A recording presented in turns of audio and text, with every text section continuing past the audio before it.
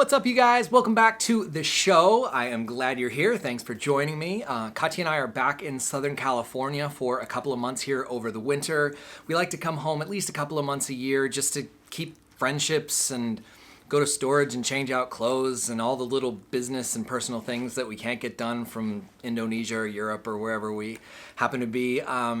And one of the things that I like to do when we come home like this is to try and streamline either the business or things in travel that make our lives more difficult. And one of those things, and the one that I'm hoping to solve today, is that as we're gone more and more of the year, it becomes harder and harder to get prints to customers in a timely manner because I like to hand sign, hand number those prints, and that becomes sort of a bottleneck when we're gone for 4 or 6 months at a time and orders come in and I have to send emails saying, hey, I won't be home. Anyway, so what I'd like to try and solve today is to find a way to sign prints in a very natural way without a digital signature or some tablet and stylus style thing. I still want those signatures to feel like they were done by hand, that the numbering was done by hand, so that the final print looks just the same as it would if I were here signing them one by one. Anyway, so I have just gotten back from the art supply store and I've gotten a couple of things, and we're just going to head over to the kitchen table and see if we can break down a way to turn a signature on a piece of paper into a portable version that we can put on a file and send that file off to the printer. They can drop ship it straight to the customer and sort of take the I have to be here out of the situation. So welcome back to the show. I'm glad you're here, and here we go.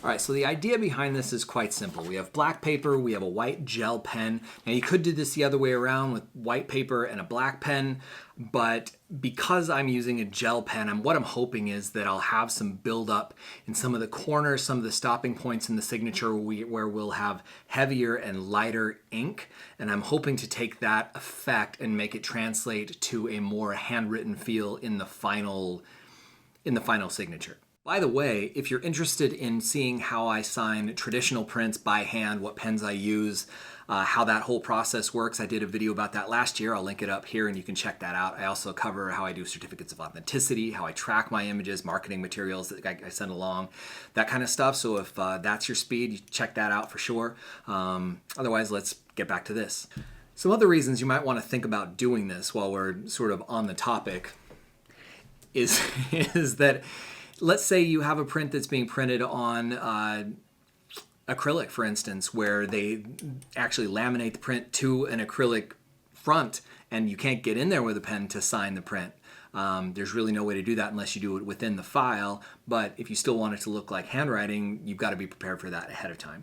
So what I'm hoping is to sign on this piece of paper as many times as it takes to get a really good signature. And then I'm also going to write numbers. So I do series of 250, so I'll do a /250, and I'll probably do a couple of those just as a unit, /250. But then I'll just do 1 through 9 and 0 a bunch of times, so I have a bunch of versions of those numbers, so that when we put these into the computer, I'll actually have numbers that I can manipulate, cut out, add together so that I can get, a 39 or a 46 or a 300 of a 250. That doesn't work. But you get the idea. Anyway, so let's jump in and do some signatures and see if we can get one we like.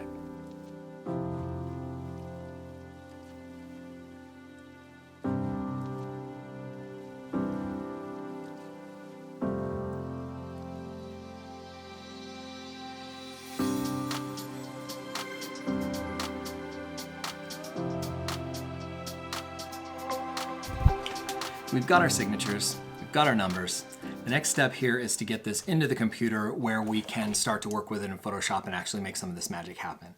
Now I have two options for getting it into the computer. I can either take a picture of the paper or I can run it through the crappy scanner that we brought back from storage. And in the interest of time and not resetting all my lights, we're gonna throw it in the scanner and see if we can get a decent result. If not, I guess we'll have to resort to plan B. So yeah, I'll meet you back here for the computer after I, So the scan actually looks really good. We've got good detail. You can see the inconsistencies in the ink. If I jump into Photoshop here, and I'll just throw my little talking square down to the corner, and we can zoom in and look at some of these. So this is at 300%. So you can see here, especially like in this top one, you can see the inconsistencies in the ink around the edges. You can see that there's places in the ink where the ink went on heavier than other places. The little bit of runoff is like the streak at the end of the N here goes out. So I think it looks really, really good. We do have some problems. Primarily that our black isn't black, our white isn't white, and we're going to need it to, we need to get at that point where we have black and we have white and not much in between, so that we can isolate these signatures and create a signature on its own layer that we can then apply sort of other effects to. So the first thing we want to do is bring this black background to black.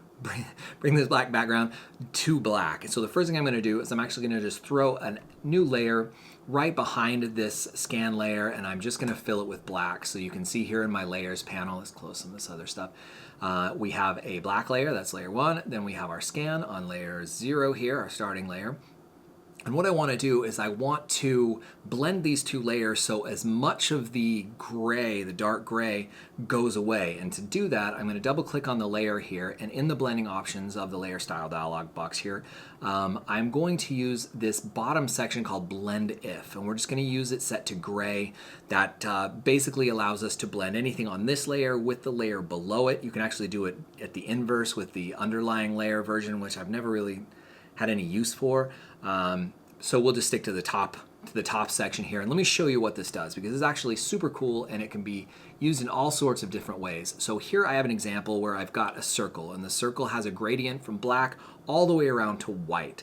And what we're going to do is we're going to open up the exact same dialog over here, and I'm just going to grab this little handle here on the left in the blacks, and you'll see in the circle there, as I start to drag to the right, that anything that is behind that little handle that was black, or those shades of black that are now behind the handle, are actually becoming transparent, and you're seeing the underlying layer through those tones. If I keep going, you'll see that it just keeps on moving around the circle. Now, that hard edge is sometimes not what we want, so we can actually hold down the Option key, or Alt on PC, and we can grab the left side of that little handle and drag it back, and you can see that that split the handles there, and it actually allows us to control the number of levels of gradient until we actually reach fully transparent. So let's go ahead and go back to our scan again, and we're going to open up that same dialog, and then I'm going to just actually split these right from the beginning. So I'm just going to hold down the Option key and drag out just the right side of that handle, and you'll see as I start to get to the point where we hit those dark grays that they start becoming transparent, and you can see the black layer behind. Now I'm only going to go to about halfway here, and then I'm going to grab that far right hand, the other half of the handle, and start dragging it up. And I'm just watching to get as close to black. I may not be able to go all the way black here because I'm trying to maintain, let me just zoom in a little bit, I'm trying to retain sort of the integrity of the edges of these letters, and if I go too far, it's going to get too harsh all of a sudden. I don't really want that, so I just want to get it real close. You can see there's a few little speckles and things out here that we want to try and get rid of if we can. This is real delicate. This is all just by sight. So I'm going to click OK. I feel good about that.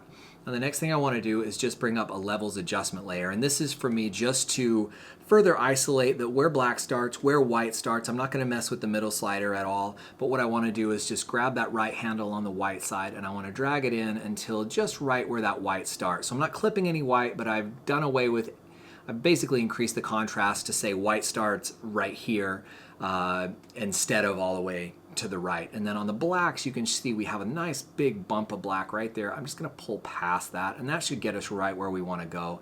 The signature I'm really interested in is this very top middle one right here in the middle of the screen, and we've got black all the way around it, so I'm happy. So I'm just going to go ahead and stop right there.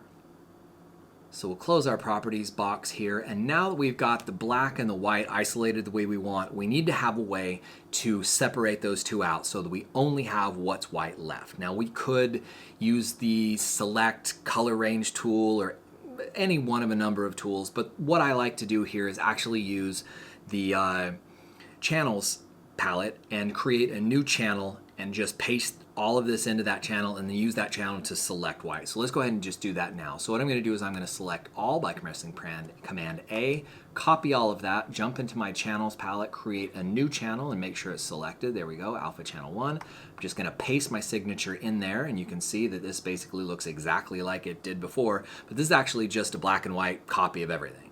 So then I'm going to hold down the Command key and click the channel layer icon, and that'll actually, the thumbnail there, and that'll actually select anything in that channel that's white. So this is super useful in all sorts of situations. I'm going to click back onto our RGB, our combined channels again, and then I'm going to go back here. I'm going to turn off our 2 layers there. I'm going to keep the black layer and just add a new layer on top of all of that. We're just going to fill our selection with white. Now this looks exactly like it did before. What's changed, Drew? Well, now we have a layer that is completely transparent except for our white text. So let me show you what I mean. I'm going to click on that black background layer back there. Let's just change it to something else, like a dark blue. If I just fill that with dark blue, you can see it's completely see-through. Now we do have a few little problems. You can see here little flecks and things like that in our layer. So if I just go ahead and select the layer that has our text on it, grab the eraser tool, and I'm just going to go in and kill some of those big things. Just delete those out, and we'll actually just select this one signature and cut everything else out. So I'm just doing anything that's close to that signature. Just want to make sure that we're as clean as possible so we don't have any artifacts that are transferring into our photograph when we go to place this anywhere. And these are also minor, you'd probably never notice, but we'll just do a little bit of cleanup just to make sure we're good. All right, so that looks nice. And then what I'm going to do is I'm actually going to just grab the lasso tool, and I'm just going to make a rough selection around the one signature that I want. And then I'm going to press Command-Shift-J, and I'm just going to copy that signature onto its own layer there. And then I can turn off all the other signatures. So if I zoom out, you can see that's 100%.